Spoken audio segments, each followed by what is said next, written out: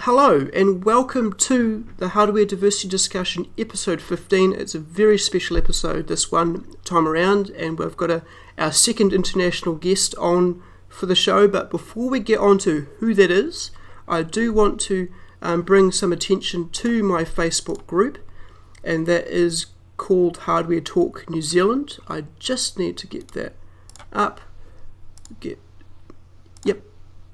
And that is where we're talking about the latest hardware news. I'll put that link in the description as well. But here we are going to announce our guest, and it is Chris from explainingcomputers.com. How have you been? I'm doing very well, thank you. It's great to be on the show. Yeah, so that was a bit of a lackluster introduction, but yeah, I'm very gracious to have the opportunity to have a chat to you, and I'm sure I'm going to learn a lot. You might learn a thing or two as well, and the audience will be rather involved. So yeah, I guess the part one was talking about who you are, your career, and what you've done to get to where you are now. So I suppose a bit of an introduction. Yes, I mean I'm Chris Barnatt. I run, as you say, the Explaining Computers, a YouTube channel and related website, and also Explaining the Future YouTube channel and website. And my background is really, I spent 25 years as an academic teaching computing and technology and the future and things like that, but in a business school, which is slightly unusual. I was always on the edges of really what people did in business schools. And I also have written quite a few books, 13 books. I wrote a book called Cyber Business back in 95, which said, this thing called the internet's going to change the world. And at the time, people said, no, it isn't. And then, of course, that happened. And that was really how a lot of what I do today is built up. That's how I became a futurist. And I've been on YouTube now for just over 10 years on Explaining Computers. So it's I can't believe that how that time has gone. It's I think, like many YouTubers, I've been an overnight success in 10 years. And it takes a while. You keep going at it and posting videos, and eventually there we are. The thing has worked. So it's and it wasn't my first attempt at YouTube. I first did a YouTube channel back in, I think, 2007. Called Annabelle's Antics, which was an animated channel. Oh, okay, yep. And it got a few views, but they were animated films. It was really calculated to be, it was a funny animation. It was lots and lots of work in every one of them, and it didn't really take off. And then eventually I thought I'll try something slightly different. I suppose what really happened was in 2007 I was putting together a new course on computing. I was teaching at university at the time. And I wanted a new textbook, and I'd written computing textbooks before. And the problem with writing a computing textbook, as I'm sure you'd appreciate, is they go out of date very quickly because the technology moves on. So you publish a book, and 2 years later, it's really not worth using again. So I thought, well, there must be an online computing textbook. So I thought I'll try and find one. And I was searching around, and I couldn't find anything. And then I started typing in all those. Typing random web addresses, and I thought, well, someone must have done a website called Explaining Computers, because it's such an obvious thing to have done. And they hadn't. And so I immediately registered the address, and fairly rapidly in the next few weeks thought, actually, I will write the Explaining Computers website with sections on hardware and software and security and networking and all those things. And that's what I did. And then towards the end of that year, I thought, well, maybe having failed to make this animated YouTube channel work, I could actually appear on the channel myself and talk about computing and maybe promote the website. And that's really how I started it. And now the website is really a very secondary part of it, because my focus is the YouTube channel and the website just happens to be there. But at the start of every video, I say, welcome to another video from explainingcomputers.com. And so kind of the website's kind of baked in, isn't it, in terms of that? But it was strange for me, because I'd spent a lot of my career, I talked about being an academic and writing books and stuff, but the first jobs I did was working as an animator. I used to be an animator doing initially puppet stuff and then doing painted cells, so drawing and painting onto cells. And I worked for the BBC doing animation for about 6 years freelance. And so I'd always been the person behind the camera. I'd from very early on, I'd wanted to work in television or film or something like that, but I'd never thought I would be the person appearing. It's ended up that I have, and I think YouTube for me has worked because my background in animation, my background in education, and my interest in computing have just all come together. And now the weekly show is really those three things happen to come together, and here we are. So I still can't quite believe I make my living pointing a camera at myself and that things on bits of computers talking about them, but I do. Yeah, it's really quite incredible, and I certainly haven't been following you for 10 years. It's probably been about 2 or 3 from full time, I'd imagine, and really the extent of the time you take and the real precision that you that you put out in your videos is quite remarkable. And so that's how your animation has come into your channel, because I do notice, and certainly you've more explaining the future videos, that there's a lot of that aspect, and that was carried over from your first channel. Yes, very, very much. So animation was, I guess, where I really started with filmmaking. I used to shoot on, Super 8 film, when you had about 3 minutes of film on a reel, and you could shoot stop motion animation, and you could see it a few weeks later, and if you got it wrong, that was it. Nothing you could do about it. So animation was the way I got into filmmaking, and I used to do a lot of model making when I was much younger, and used to build up spaceships from Star Wars and this sort of thing, and take pictures of or try and move things around.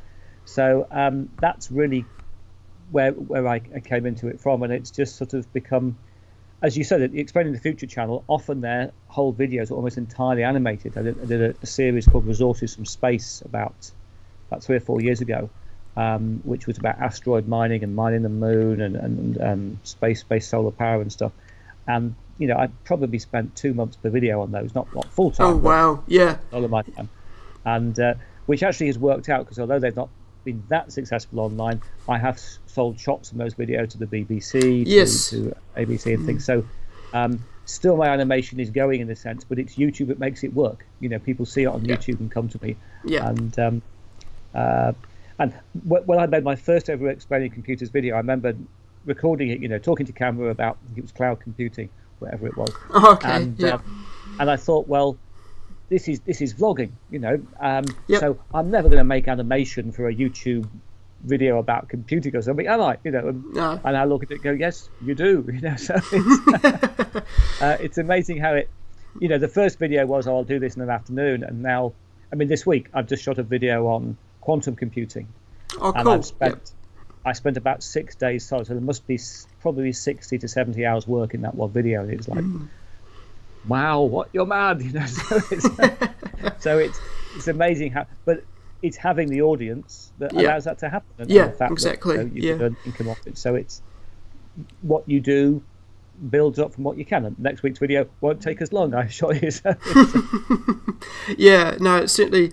I've found a lot of time actually goes into editing rather than the filming aspect of things, and that's, and some of the bigger YouTubers have people doing it for them, and I guess some are blessed to be able to have that opportunity. But being a one-man operation is certainly not the easiest. But I suppose if you do put in the time, it does generally put out the results, and obviously you've paid dividends with that too. So and I think that's the very important message, that actually people by and large are successful on YouTube by just keeping going at it. There are some people who do a video that happens to be really successful, particularly in the early days, people, comedy video or something. But now, channels that succeed are people who just keep making content and putting it out there. And sometimes it's good and sometimes it isn't, and you just have to keep going. You mentioned you started watching the channel about 3 years ago, and it was about 3 years ago, a little bit less, I went weekly. And it was a decision for me to go weekly that really made the channel take off, because as soon as you start putting out more content, and I remember when I did it, I thought, I'll never maintain this. And in fact, the first about 3 or 4 months, it didn't make a lot of difference to the views. In fact, I got less views in that 3 months than the previous 3 months. Oh wow! Yep. And the reason I kept going was because I broke a bone in my foot. Quite badly. And it took a long time to heal. I think it took about 10 months to heal. So because of that, I was very constrained what I could do, because I work now freelance as a speaker, So I go around, talking to audiences, and I couldn't do that very well or at all because I'd broken my foot. Yeah, true. Yep. So, and because of that, therefore, I thought, well, at least I can hobble around and keep making the videos.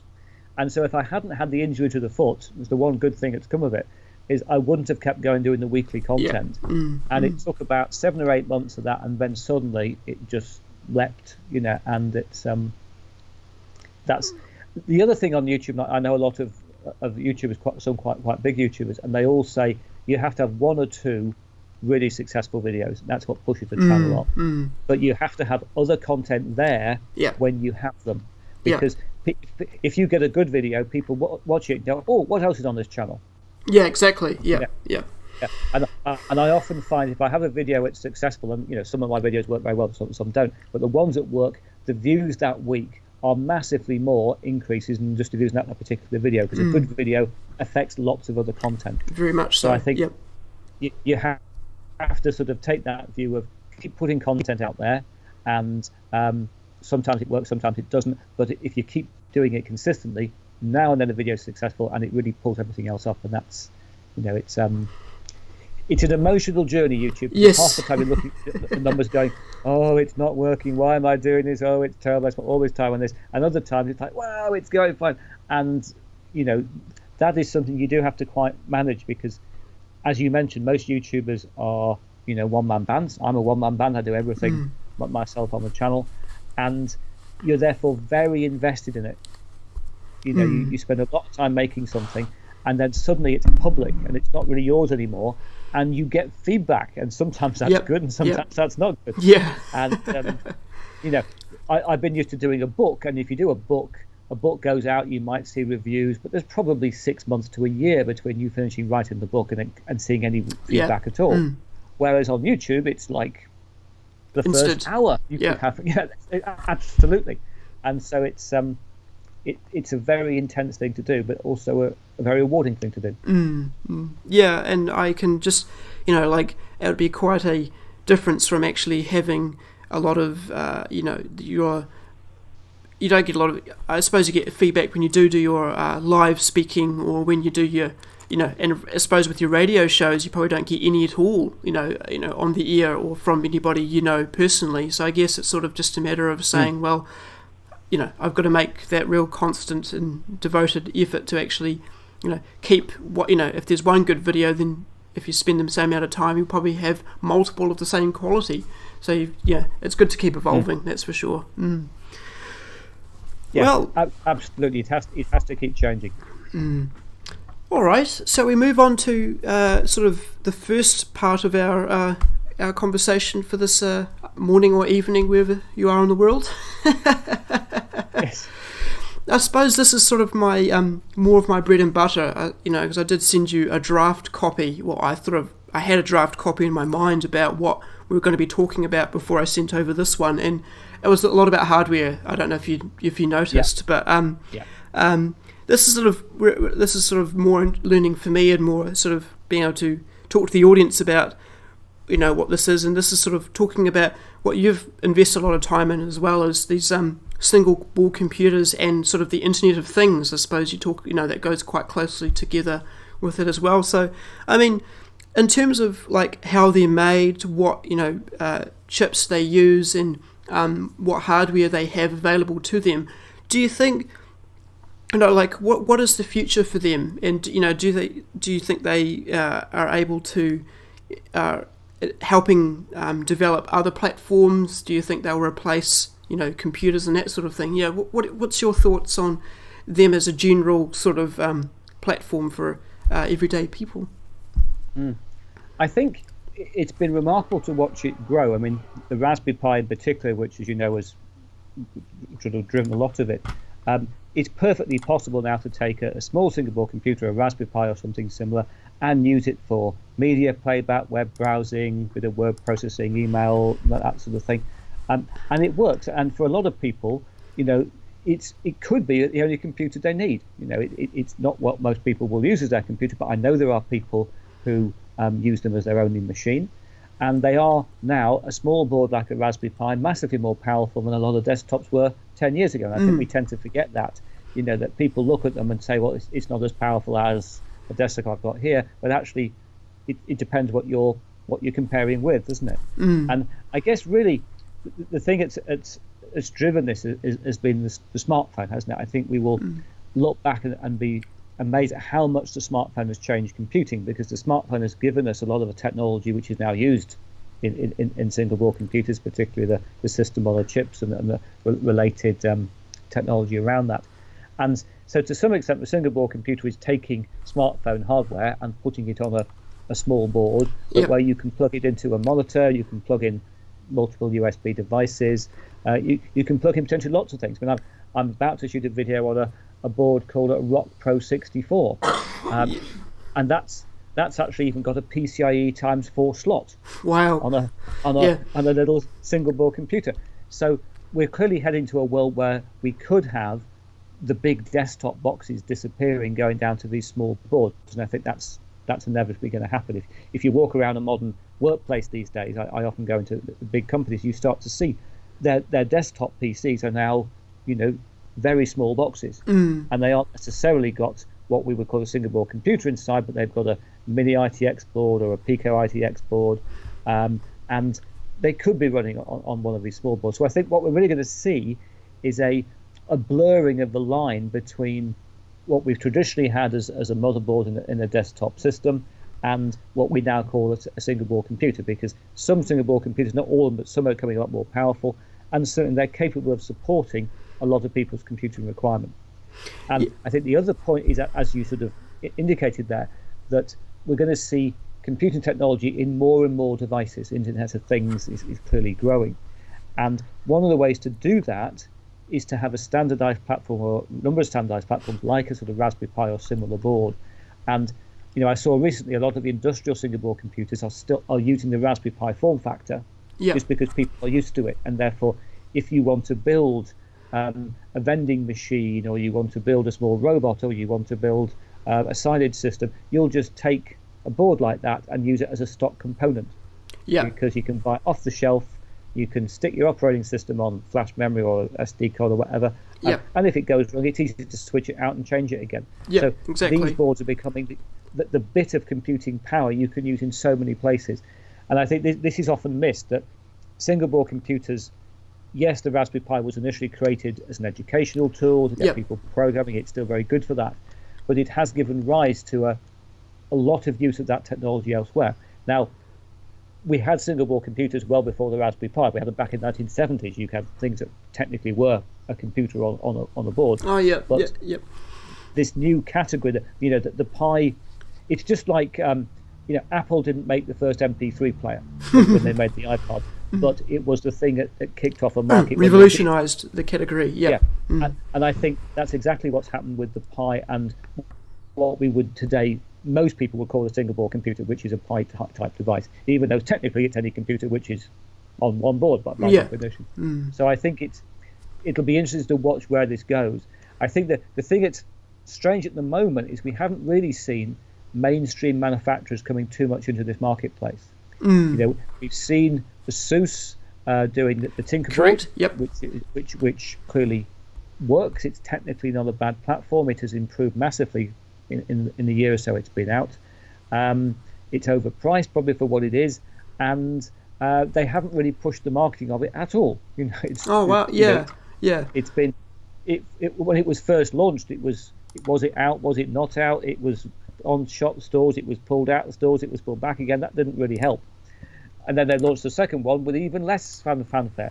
So that's a bit weird. And it could well be, it wouldn't take many major manufacturers to come and say, right, we're really going to make a board like this to really push even more. But I guess we will see what happens. It's where I guess the enthusiast market hits everybody else, isn't it? And it's a lot of enthusiasts want very powerful machines for gaming. That's where a lot of PCs are used at home, and therefore they won't go towards that sort of technology, and maybe that limits the market. But I guess it's sort of there's a lot of cloud services out there for gaming or emulating like systems in the cloud for that sort of purpose, I guess. But I mean, it's sort of there'll be a point where well, possibly, as I talked about in the document, where they might replace laptops as a general sort of, because I mean, obviously the architecture is not x86, even though you can emulate x86 instructions on these ARM processors, but there's still quite a lot of headroom, I suppose you can say, in terms of losing the utmost performance that you can get out of these machines. So I guess it might take Intel or AMD to produce these low power machines enough to actually be able to take Windows or a proper distribution of Linux to be able to use in a mainstream configuration. Do you think that's going to be? Yes. How far away do you think that's going to be? I think it's a tricky one, isn't it? Because clearly having an ARM-based board means they can make the boards cheaply, they can make them low power, but it does, as you say, put the limitation on that you can't run the x86 software. And still, I find a lot of people, when they look at my channel and say, can we run Windows with this? Can we run this distro? Well, no, you can't, because it's not an x86 board. There are x86 single-board computers. We've got the Latte Panda, which is done quite well. We've got a new version out coming out. We've got the Udo boards. We've got the Up board. They tend to be at a higher price point, not so much Latte Panda, but certainly the Udo boards, and therefore it's where they're competing against. We've seen Intel with next unit computing and NUC devices, which are very much closed down, much more boxed platform than most single-board computers. I think we will see for quite a while this uneasy tension between the two. I think we'll see a lot of ARM boards remaining in the single-board computer space. A lot of people using them for the Linux distros are there, for Android. I doubt Microsoft is going to make a move to allow an ARM version of Windows to run on these boards. It clearly technically could if it wanted to. But I don't think they have a lot of incentive to make that happen. Did you hear about the version for the Raspberry Pi? They've got the, you mean the Internet of Things version or the? Yeah, it's a version of Windows 10 for the Pi. Whether it's Windows 10 IoT runs on the Pi, but it doesn't give you the graphical desktop. It is there to. Oh, right. Yeah. So you can use it for IoT. So I did a video on that when it first came out. Must be maybe 3-4 years ago now. And it was a video that clearly it was very popular and had a lot of dislikes. And I think it wasn't people disliking what I'd done. It's the fact that people went, "Oh, Windows on the Pi," and then they looked at it and went, but it's not really Windows on the Pi, is it? And it technically is in the background, but it's not. You can't sit there and run your Windows programs on it. You can use it to link into a Windows network on an IoT basis. So it's great for developing IoT devices on the Pi platform at low cost, as we were just talking about. But yes, people want a little bit more than that, don't they? And I think it's Microsoft's incentive to do it is not clear. I think what we saw probably about 2 years back when the Pi was really taking off, I think there was a nervousness in the computing industry to go, this, if it continues at the rate it's going, this could be enormous. Yeah. And that's you had people like ASUS came in, you had Windows, you had Microsoft saying we'll put a version of Windows on it, you had Google starting to do its artificial intelligence stuff on the Pi, the AIY project, which is still running. And then they sort of ran out of steam a bit. And I think that's where we currently sit, that single board computers is a big marketplace, but it's not massive compared to the rest of the computing industry. Correct. So a lot of the application is industrial use of that hardware inside devices. Many people will have a single board computer in their home or in their workplace, and they won't even know it. But if they opened up a device, they go, "Oh, look, this is running on a Raspberry Pi." Or something similar. It's definitely like I've seen like your popular videos with your network attached storage videos and or like running a media running media centers. Have you heard much about Wine on Linux distros, about emulating Microsoft applications? Do you think that's going to in terms of is that going to run? Do you think that will run on ARM processors in the future? As far as I'm aware, it won't, because it's requiring the x86 instruction set to sit beneath it. So there isn't a version of wine that I'm aware of. I'm pretty sure that there couldn't be on the current technology. It will run on an ARM-based device and hence will run on most single-board computers. And single-board computers that will run Windows, things like the Latte Panda, well, they'll just run Windows anyway. So why do you need it? And it's a difficult one in terms of community as well, because if you look at, say, a board like the Latte Panda, which is well under $100 for a single-board computer, runs Windows, very nice little board. Yes. But it is a board that divides opinion. I think it's my second most popular video I've ever done on explaining computers was on the Latte Panda, and lots of people love it, and lots of people absolutely hate it because they go, it runs Windows. We don't want Windows contaminating single-board computers. Yeah. So this is a tricky one. I think the maker community, and clearly single-board computers serve that community to a large extent. They tend to be people who like to run basically anything other than Windows, the distros. So that dynamic is also an interesting one in this, that Microsoft clearly has annoyed a lot of people with Windows 10. Whatever you think about Windows 10, they are not seen as being as friendly towards the user as they were up till Windows 7. Correct. And therefore, I think we've got a situation where the community doesn't really want to use Windows very much, although actually it is very handy.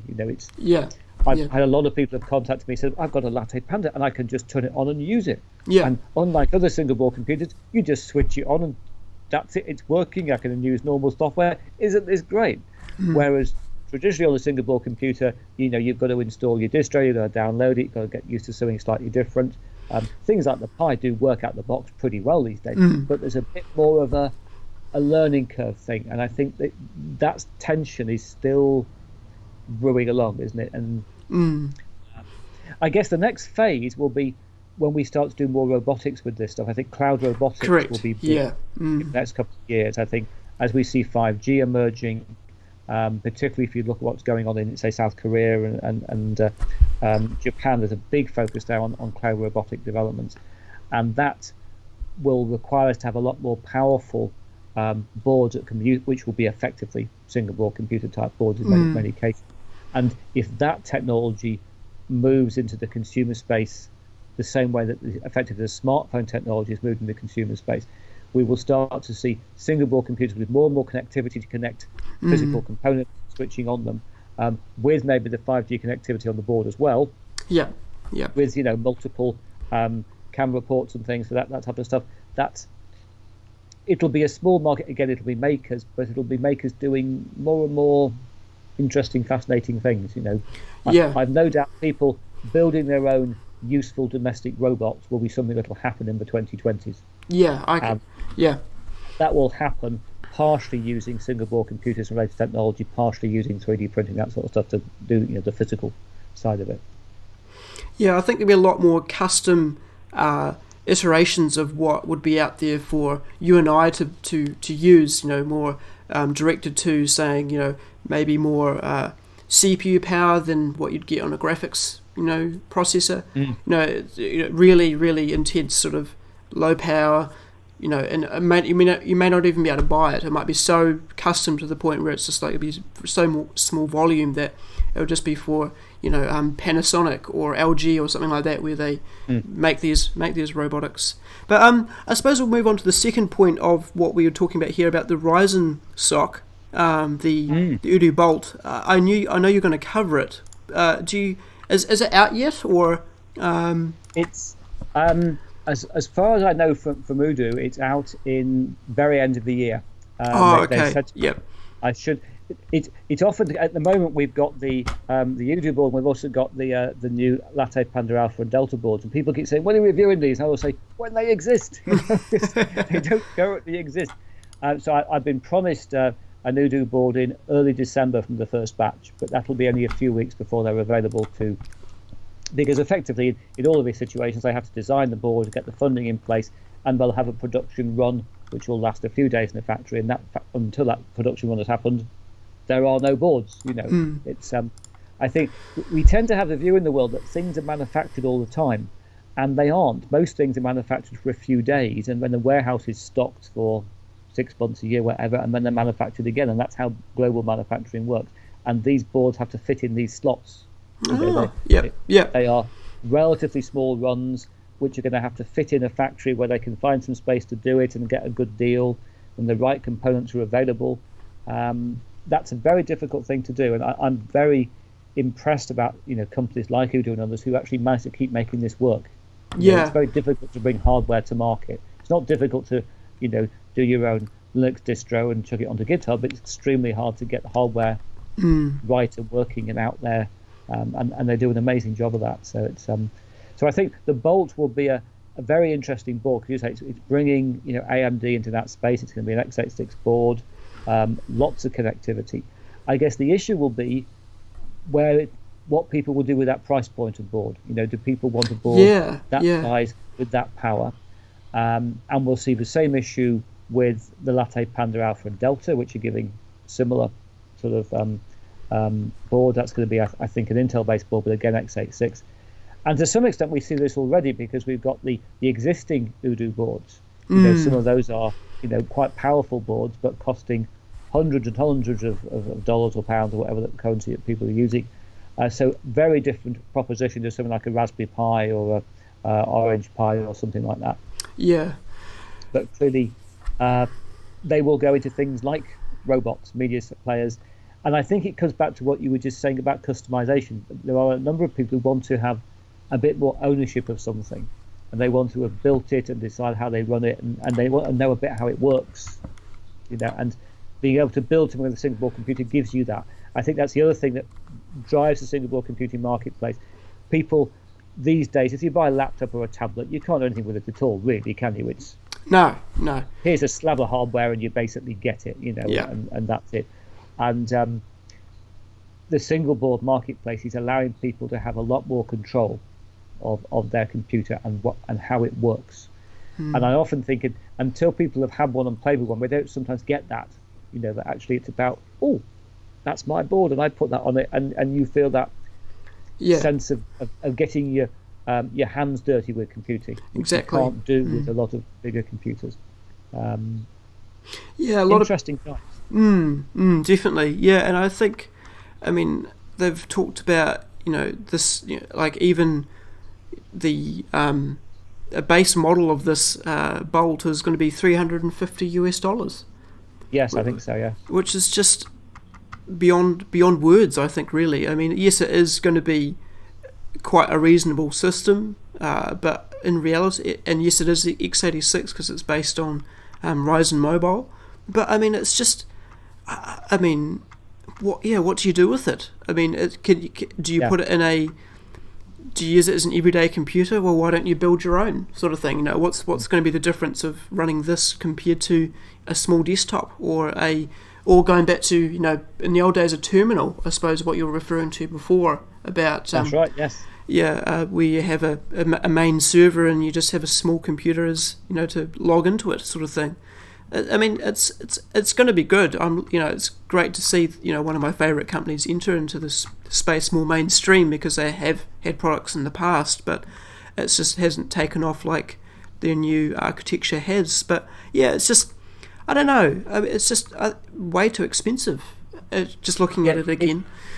It is. It's clearly it will hit the industrial space more, won't it? Most of the time. A lot of the moment the Udo boards are unusual because they have multiple either HDMI connectors or display ports. So things like the Udo, the x86, the Advanced Plus model, that's which I think sits at about over $200. That's got 2 display ports and HDMI, and it's aimed at putting things like digital signage. Yeah. So people who are setting up displays with multiple screens and things around, and that it'll work very well. Yeah. And I guess the Bolt will also service that marketplace. Whether it's worth paying the extra price, of course, we all have to debate. And clearly, you could buy yourself, as you imply, a mini ITX board, build it up with that sort of price. I suppose it'll work in situations people want a very small board, but you're starting to pay a very big premium for it. Whereas if you look at something like the original Raspberry Pis and similar boards to that, you bought something which was small, but actually the real thing that drove it being used was it was cheap.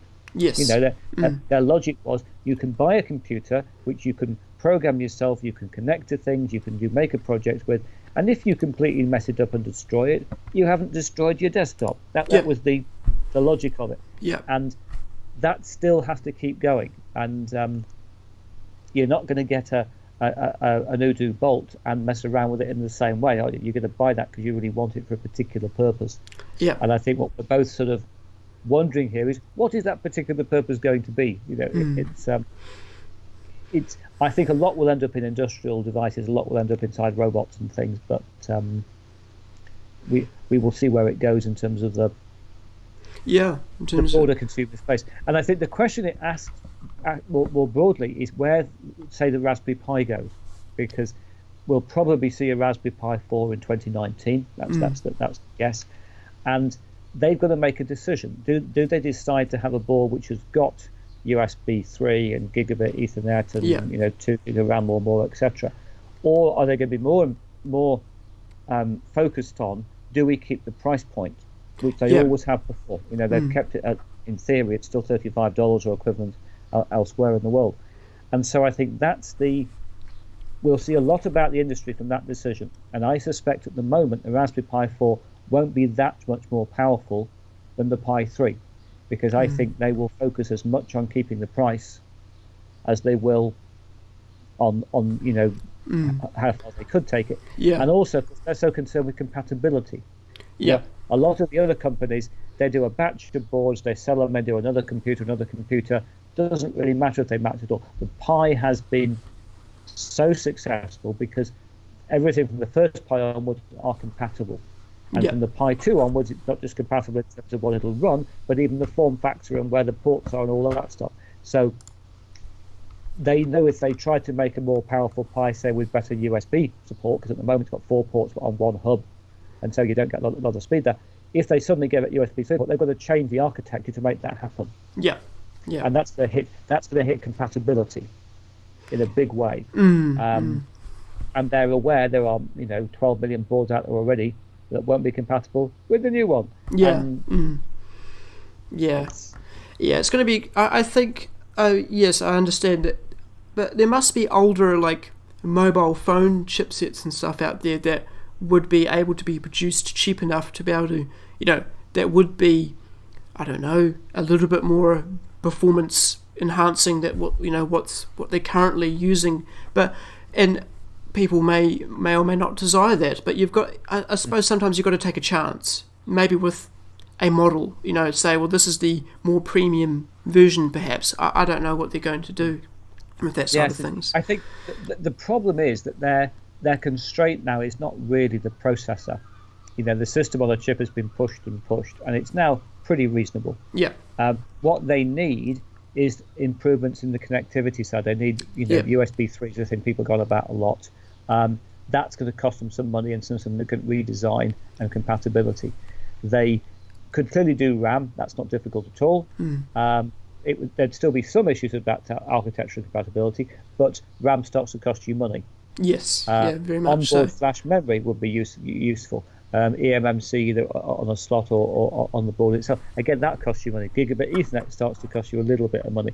So you add this up, if they suddenly go, it has to have gigabit Ethernet, USB 3, 2 gig of memory or 4 gig of memory, well, you're doubling the cost of the Pi probably. And therefore it's in a completely different market position. We will see what happens. And of course their big focus in the past year, 18 months has been on software. That they've put a lot more focus into Raspberry than they have into the Pi itself, both as a desktop operating system and also on the board. And I think I see so many comments on obviously my videos about single board computers, and the one you see again and again is a Pi just works. And that is about as much the software as it is about everything else.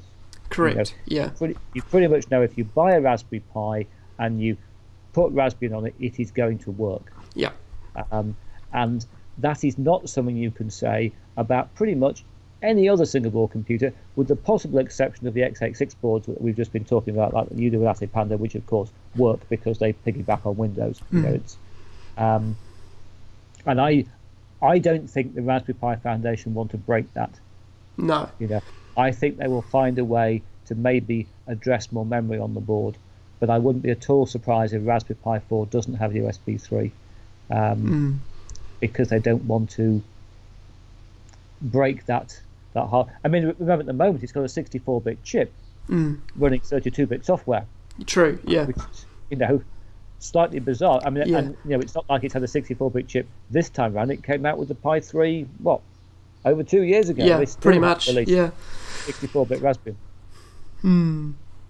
Yeah, no, it's going to be interesting space. Certainly, going into the future, which I suppose is a lot of other aspects other than computers to talk about with that as well. Segueing into part two, which is your bit of what you started first with your YouTube endeavour is talking about the future, and I guess sort of talking about it's something that I've heard a lot of governments talk about as the population, about people looking after their people, and whether actually the cost of that, the advancements that we have in terms of that side of things, and and talking about, well, are we actually creating an environment where people are going to be lasting a lot longer, are going to be alive a lot longer? And I'm just wondering sort of what your ideas about how that impacts newer generations, how that impacts current generations of people,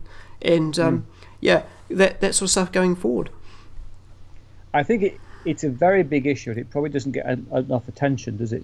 We know, if you look, say, back at the 20th century, human lifespan on average globally went from about 35 years in 1900, with a lot of people died below the age of 5 at that sort of time, and it went up to about 70 at the end of the 20th century. So we almost doubled, we did double the average human lifespan globally last century, and it's perfectly possible we could do the same again this century in terms of available medical technology. And that has all sorts of implications about what we now call retirement, which clearly becomes a difficult concept if people are going to live for a very long period of time beyond when they would normally have retired. But it also raises, I think, issues of equality and equity, because I don't think it'll be possible for most people to live to the 140 plus wherever we get to, because it'll cost us, as you imply, a lot of money medically to do that. So I think we will start to see a lot more focus on quality of life. Someone who wants to live a very long time, it's going to have to be planning for that financially for a very long proportion of their life. And I think most young people won't want to do it anyway. You must be planning now for the next 30 years so you can live the next 100. That's just not the way people think. And it also raises weird questions about, if you can use technology to upgrade the body or to replace bits of the body, then is age itself a strange idea? You might have someone who is 80 who has got effectively the biological hardware or the cyborg hardware of a 20-year-old. So should they therefore be getting on digging the roads when someone who's 50 who hasn't had those sort of technology upgrades can't do that? I think it's a tricky issue, and practically, if you look at how, say, the development of robots, we talked about robots a second ago, particularly around in, say, Korea and Japan, where there's a lot of focus on robot development. One of the big focuses on robots development there is to build robots which will be able to help people stay in their own homes as they get older. Because how do you look after an aging population? Because it's very expensive to put people into homes or into hospitals. They don't necessarily want to go there anyway. So if you can give people a robotic servant who can basically help out, keep them independent, I think that's something we will see happening fairly soon. The Asimo robot that's been developed by Honda since about 1986 is focused on being a care robot to allow people to be looked after. So my guess has been for a long time that by about 2030 we will see a humanoidish robot for about the same price as, say, a car today. And we will start to see probably tens or hundreds of millions of that type of robot in the world, and they will help with the issue of, as you've identified, of how do you look after an aging population. But I think it'll raise as much social issues about what right do people have to retire when they're going to live for a very, very long time. And yet, coming back to the equality issue, we know, say, if you look across Europe, that people here, that the current generation, some will live less time than their parents did, because wealth is increasingly ill-distributed. So people who are growing up in an affluent background are clearly going to benefit in terms of health. A lot of other people aren't.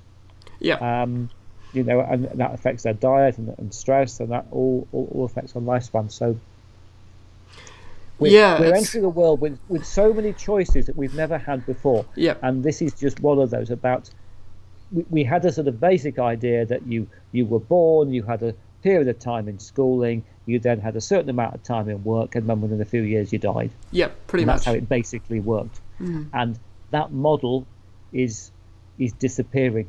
I had a student who discussed this with me years ago, and I remember very much they said the problem is we're going into a world where people won't die on time.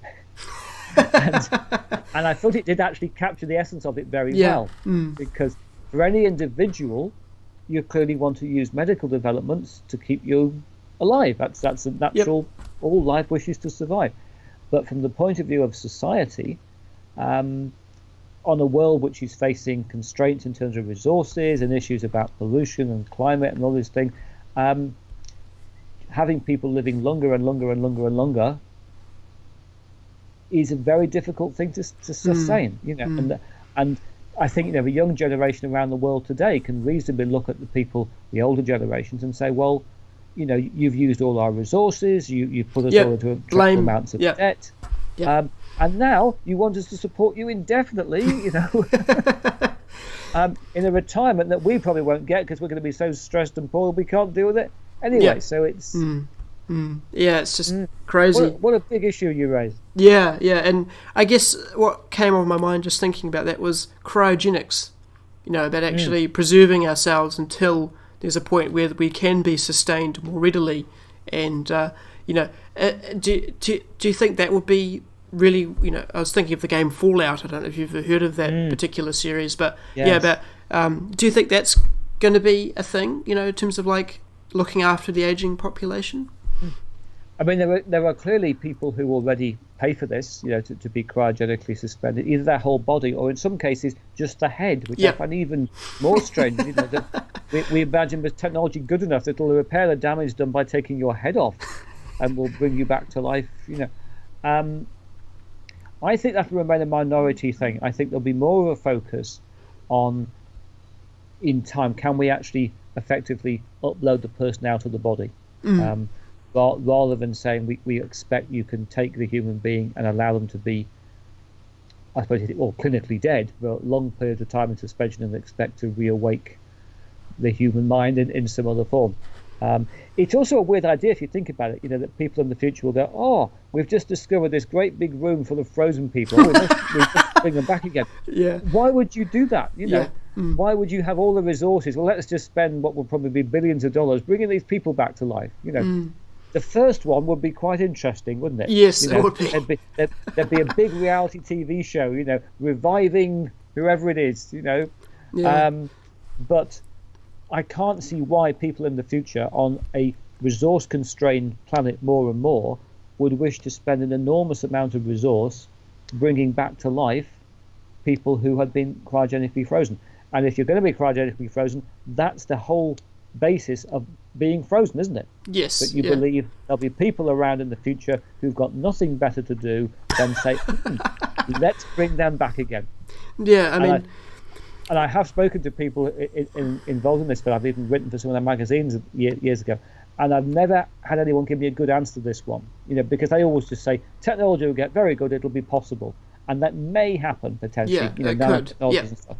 But they don't answer the question, why would people in the future wish to come across these catacombs full of thousands, possibly millions of people and bring them back again? Yeah. And that's the flaw, I think, in the cryogenic argument. It's like, I think they'd probably be rather advancing us to the point where we can do that. And I think they'll be spending more resources on that rather than the fact that saying, oh, okay, I remember the Simpsons episode where they were having these heads walking around, as I think it might have been a Halloween special, and it was like all these famous people. And I thought, well, okay, that kind of makes sense for some of it, but for you and I just don't. I don't see the point in that. It's just not quite strong enough argument. Definitely not. That's right. I can see the argument of we want to bring back Einstein or someone like that, but I can't see the argument of Because it would have to be always so short of people, we have to find a way of getting any more. No, I don't think we're going to run out of people. We aren't going to run out of people, are we? This is, humanity is a plague. It's, the sentient plague is one way to describe our race. And therefore, we're not going to be seeking any others, It's strange world we live in, isn't it? Yes, very much so. Yeah, I suppose it brings us on to the part 2, which is talking about robots. Having them living with us as well. I mean, and we're talking about, helping people, but are they going to go to the other end of the scale as well? And do you think, in terms of us not being employed, talking about the aging population, people having newer body parts attached, it's like, do you think, is that going to be a potential solution to having, like, quote unquote, too many robots? I mean, it's a big thing. It is a big thing, and I think, unlike what we've just been talking about, the thing about the robots and AI stuff and the automation stuff is that is happening very rapidly. Yeah. There's a lot of still debates in. If you go into computer science departments, they're all talking about we don't really have AI, and it's not really like, it hasn't passed Turing test, all this sort of stuff. You go out into the real practical business world, AI is arriving right now. Amazon and Google and IBM stuff are already selling AI. Amazon Robotics is already worth over $1 billion. Amazon will be pushing a lot of robots into the world in the next few years. And I don't think we've really started to prepare ourselves for this at all. This next wave of technology, which can do not most human jobs, because most human jobs are defined by companies in terms of what kind of person do, by definition. But a lot of human tasks, bits of jobs, will be able to be done by robots or by artificial intelligence within the next 5 or 10 years. So we do see reports, and we've seen a lot of them in the past couple of years, saying things like 30% of jobs will be automated, or whatever the figure happens to be. I think those reports miss the point, because actually it's going to be relatively few jobs, probably a fraction of a percent of jobs will be able to be completely automated by a robot or an AI. Okay. But I suspect that maybe 20% of work tasks that people do will be able to be automated. And those tasks will be spread across probably 90% of jobs. So the way you say things projected at the moment, people basically say 30% of people will be out of a job, the other 70% of us will continue exactly as we are. And I don't think that's the world we're facing. No. The world we're facing is 90% of us plus are going to have to see our work change. Some of us will be using these things to do a lot of what we currently do. Some will be using very little. But it means the whole workplace will alter. And we're talking about a 5 or 10 year horizon this is going to happen. Yeah. It's going to be as big an impact as we saw with, say, the spreadsheet, which transformed a lot of accounting and work. And suddenly you could automate. We used to have people in their thousands sitting in buildings doing calculations on slide rules, and suddenly you could press a button in VisiCalc or Lotus 123 at the time, and it'll be as big as the internet's been.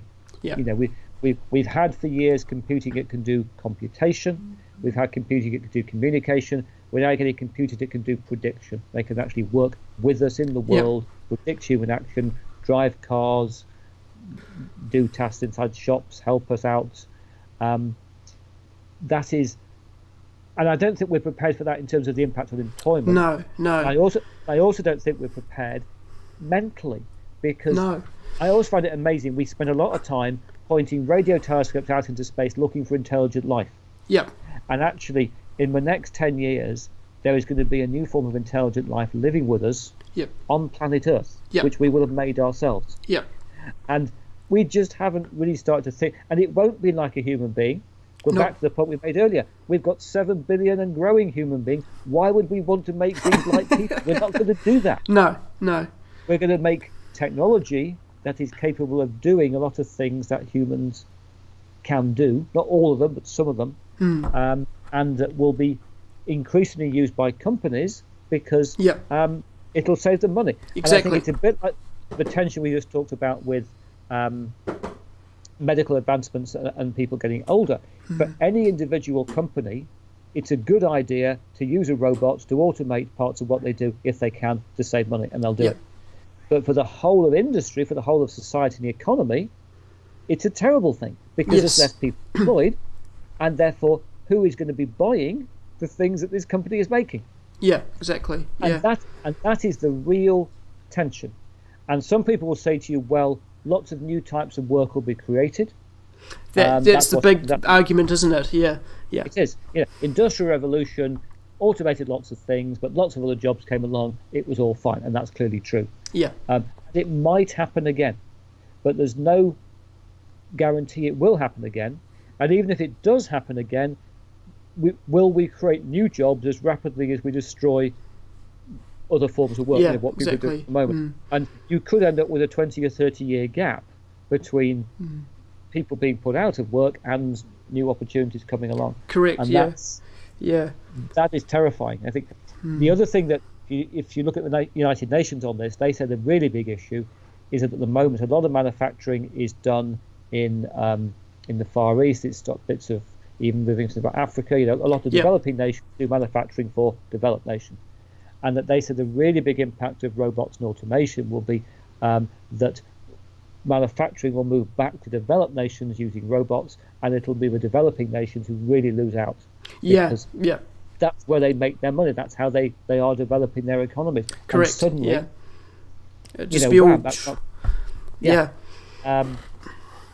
there are really big issues about. Look at China. China is the country pushing automation more than any other. China currently makes about 25% of the world's products. It does them largely using people. But the Chinese government has got massive initiatives in place to become the world leader in AI, the world leader in robots, the world leader in automation within a few years.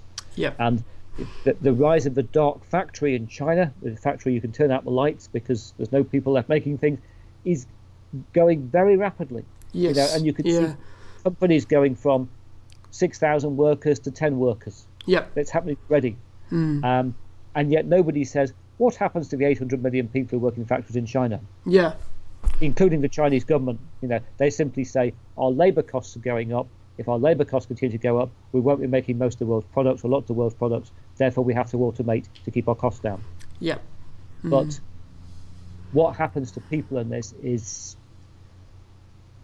We're getting rather depressing in this conversation, aren't we? I just had thought about, It goes back to the medical advances thing, doesn't it? That we could live longer if we all had the money to do it, which we won't because the economy will be hit by mass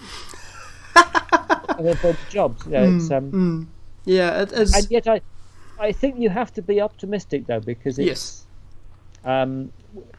the human race is always good at taking new opportunities and making things happen, and maybe there are positives around this.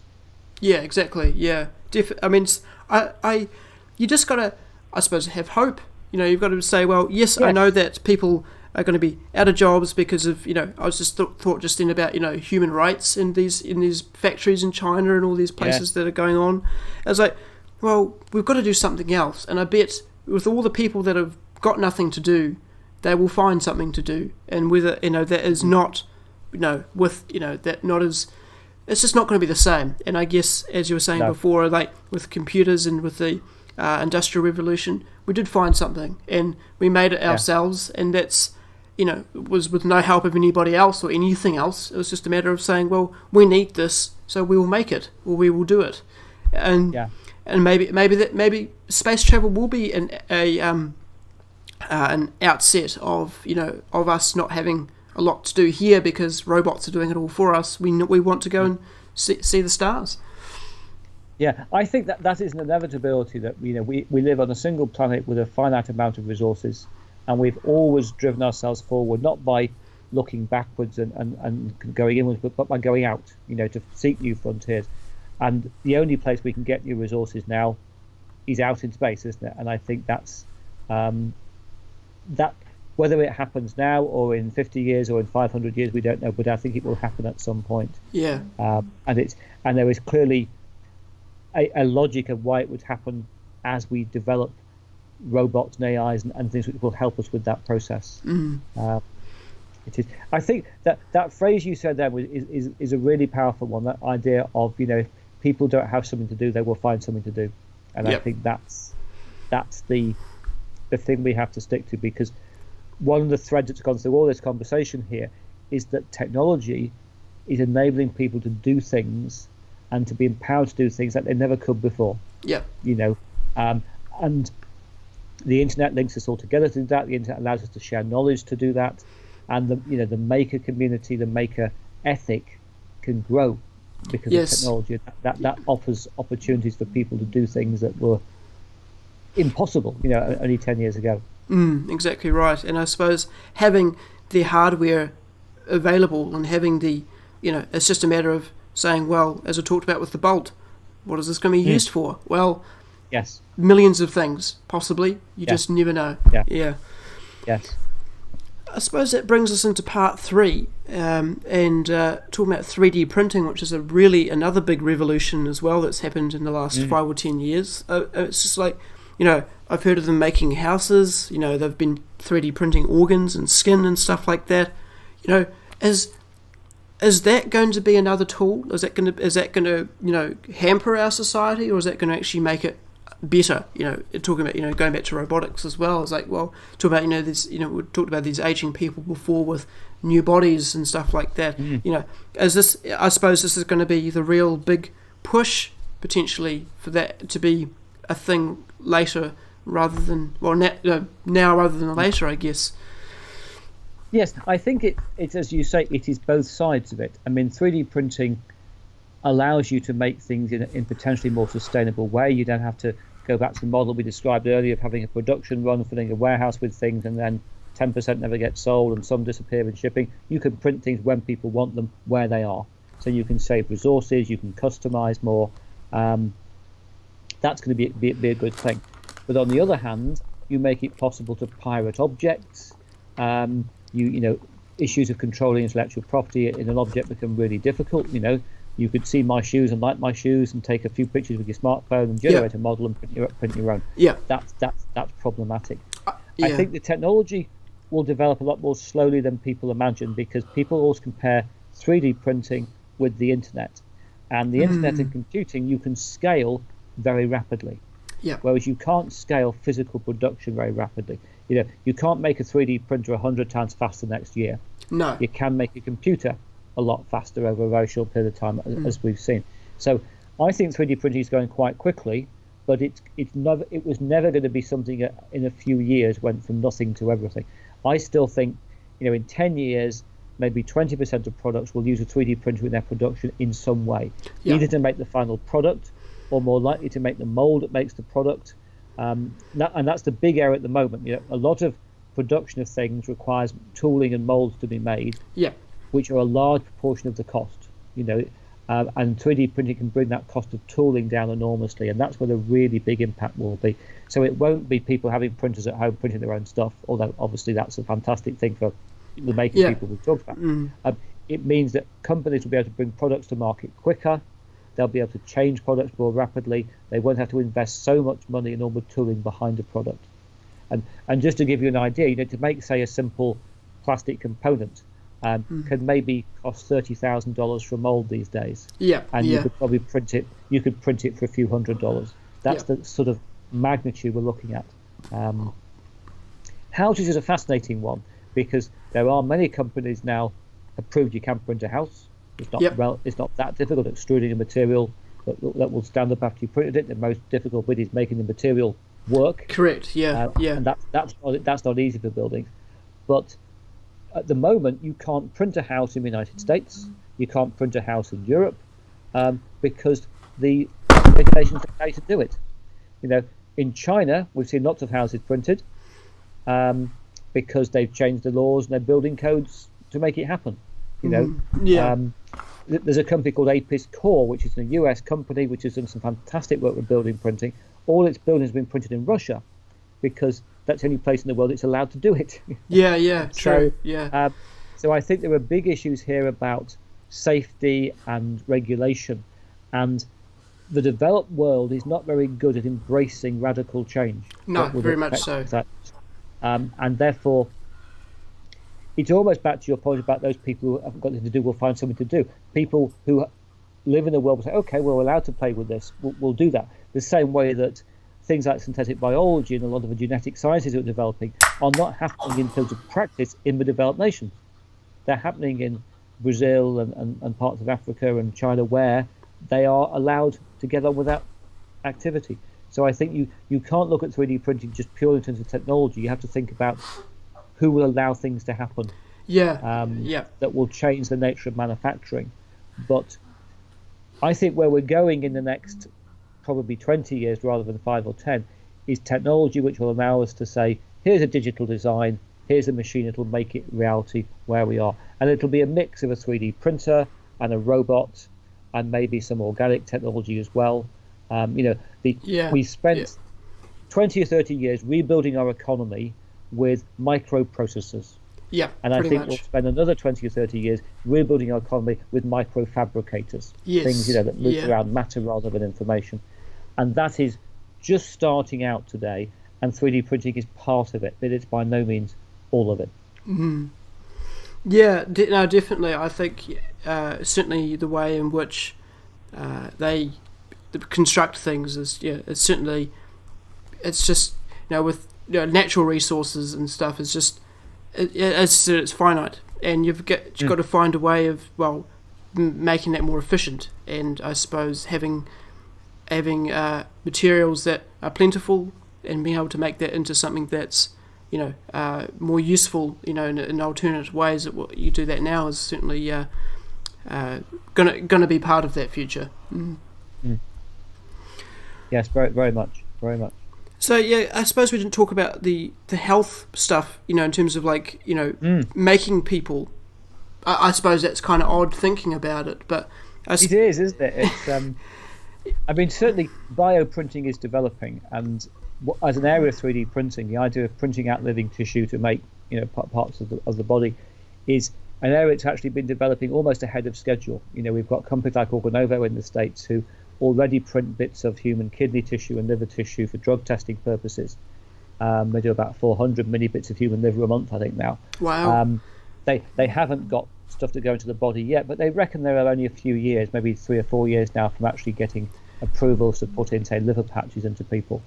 And I'm sure that we are heading towards sometime in the 2020s we'll start to see kidneys, what they call simple organs, like kidneys and maybe bits of arterial grafts and things, which are going to be printed and used in transplant.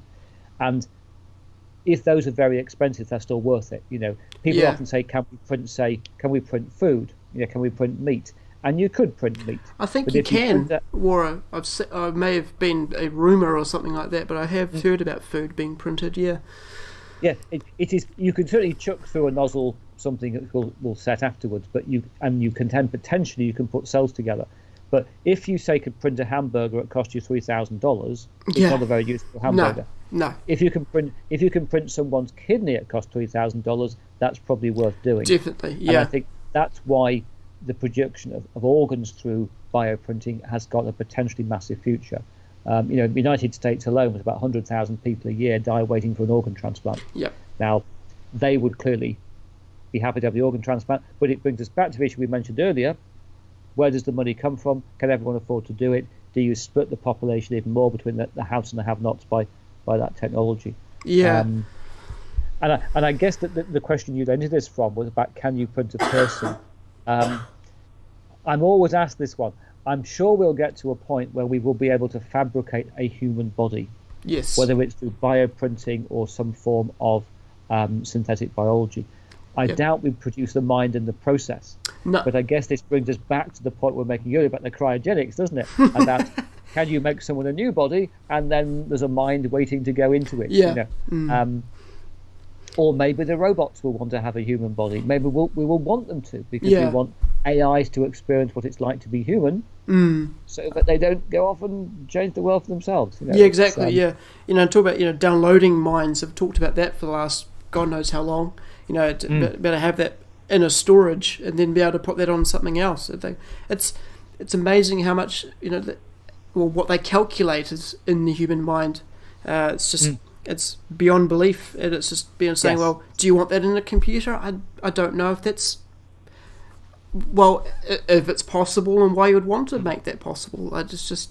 So I guess a whole human, no, probably not at this stage. Yeah. I guess the broad point here is that we're heading into a world where digital technology will be organic as well. Yep. And I think and because the large net already is. We're all created by digital code. It happens to be called DNA. It happens to be a chemical code, but it manifests everything we see around us. Digital structure is the essence of everything that lives, and we're going to learn through computing to control that, and to synthesize that, and that is a really fascinating thing. And the technologies will do it, I'm sure, will be artificial intelligence, not human beings, because human beings will never get our heads around all that sort of complexity.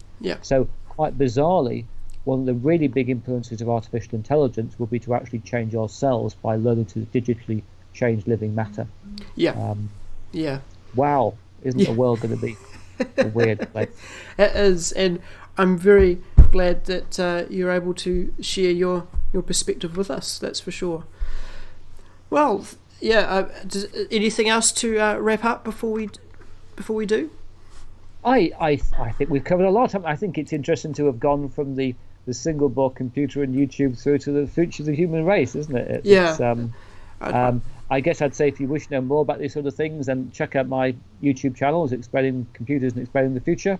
And I would say the websites, particularly the Explaining the Future website, there's a lot more recent content there. The Explaining the Computers websites doesn't get updated as much as it should. But I've got lots of videos. Yes, definitely. Got a hell of a lot more knowledge and time and research and ideas than I do, and so thank you very much for sharing that with me and my audience. And I suppose don't forget to follow him and subscribe to him, and to me as well if you so far inclined. And we'll see you all in the next episode in about a week's time. Thank you very much. Bye for now. Thank you.